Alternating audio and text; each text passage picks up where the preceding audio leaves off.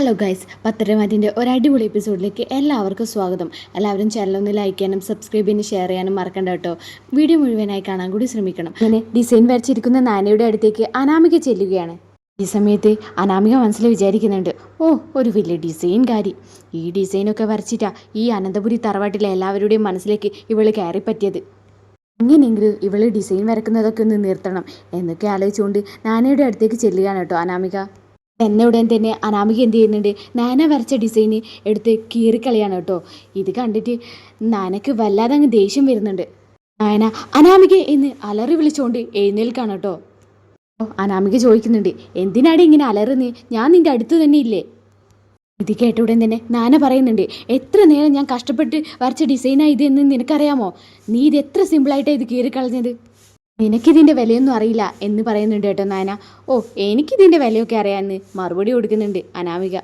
എന്നിട്ട് അനാമിക പറയുന്നുണ്ട്, നീ ഈ ഡിസൈനൊക്കെ വരച്ച് ഇവിടേക്ക് ഇരിക്കുന്നത് അടുക്കളയിൽ കയറി പണിയെടുക്കാനുള്ള മടി കൊണ്ടല്ലേടി, വല്യമ്മയെ കൊണ്ട് എല്ലാ പണിയും നീ എടുപ്പിക്കുന്നു.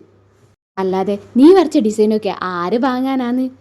അല്ലാതെ നിന്റെ ഡിസൈനൊക്കെ എന്തിനു കൊള്ളാനാടി? അപ്പോൾ നാന പറയുന്നുണ്ട്, അനാമിക നീ നിർത്തിക്കോ, എനിക്കെല്ലാം തന്നെ വല്ലാതെ ദേഷ്യം വരുന്നുണ്ട്. ഞാൻ എത്ര നേരം കഷ്ടപ്പെട്ട് വരച്ച ഡിസൈനായി ഇതെന്ന് നിനക്കറിയാമോ? അത് കീറിയതും പോരാഞ്ഞിട്ട് എന്നെ കുറ്റപ്പെടുത്തി സംസാരിക്കുന്നോ? എനിക്ക് നന്ദുവിൻ്റെ കയ്യിൽ നിന്നും നവീച്ചയുടെ കയ്യിൽ നിന്നും കിട്ടിയതൊന്നും പോരായിരിക്കും, ഇനി എൻ്റെ കയ്യിൽ നിന്നും കൂടി കിട്ടിയാലേ നീ അടങ്ങുമായിരിക്കും അല്ലേ? നീ ചെയ്തതിന് നിന്റെ മുഖത്ത് നോക്കി അടിക്കേണ്ടതാ, പക്ഷെ ഞാനങ്ങനെ ചെയ്യുന്നില്ല. ഈ അനന്തപുരി തറവാട്ടിൽ ഒരു പ്രശ്നം ഉണ്ടാക്കേണ്ടല്ലോ എന്ന് കരുതി മാത്രമാണ് ഞാൻ നിന്നെ വെറുതെ വിടുന്നത്. എന്നിട്ട് നാന പറയുന്നുണ്ട്, ഇനി ഇതുപോലെ നീ ആവർത്തിക്കുകയാണെങ്കിൽ ഞാൻ തീർച്ചയായിട്ടും ആദർശേട്ടനോട് ഇത് പറഞ്ഞു കൊടുക്കും. എനിക്ക് ഇന്ന് കമ്പനിയിൽ പ്രസൻറ്റ് ചെയ്യേണ്ട ഡിസൈനായിരുന്നു ഇത്. ഈ തവണ ഞാൻ നിന്നോട് ക്ഷമിച്ചിരിക്കുന്നു. ഇത് കേട്ടോടെ തന്നെ അനാമിക പറയുന്നുണ്ട്, നീ വലിയ ഡിസൈൻ കാര്യത്തിയല്ലേ, ഇരുന്ന് വരച്ചോ.